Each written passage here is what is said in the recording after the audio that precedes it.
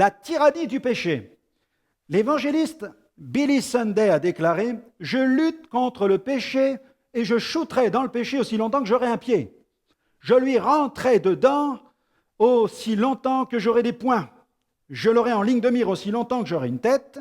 Je le mordrai aussi longtemps que j'aurai des dents. » Le péché n'est pas un bon copain, ni un pote ou un petit ours en peluche.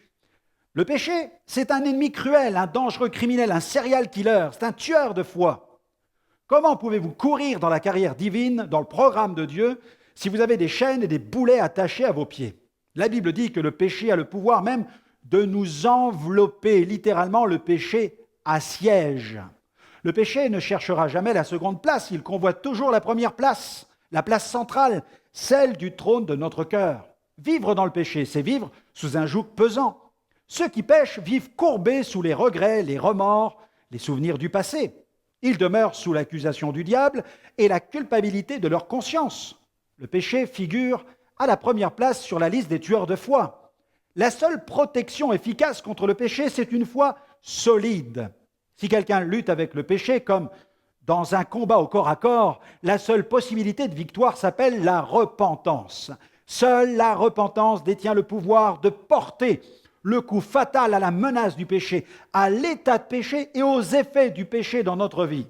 Considérez la repentance comme le plus gros calibre que Dieu met à votre disposition contre le péché dans votre vie. Attention, c'est une question de vie ou de mort spirituelle. La foi vous permet de vivre une vie d'excellence, une vie de pureté et de sainteté.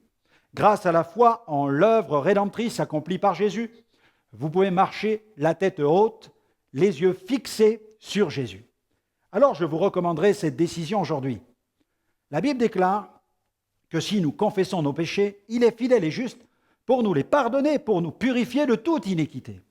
Aujourd'hui, si le péché est entré dans votre vie, appuyez-vous sur cette promesse et venez au pied du Seigneur avec un cœur repentant. Demandez-lui pardon et ayez l'assurance qu'il vous entend et qu'il vous délivre des liens que le péché avait tissés dans votre vie.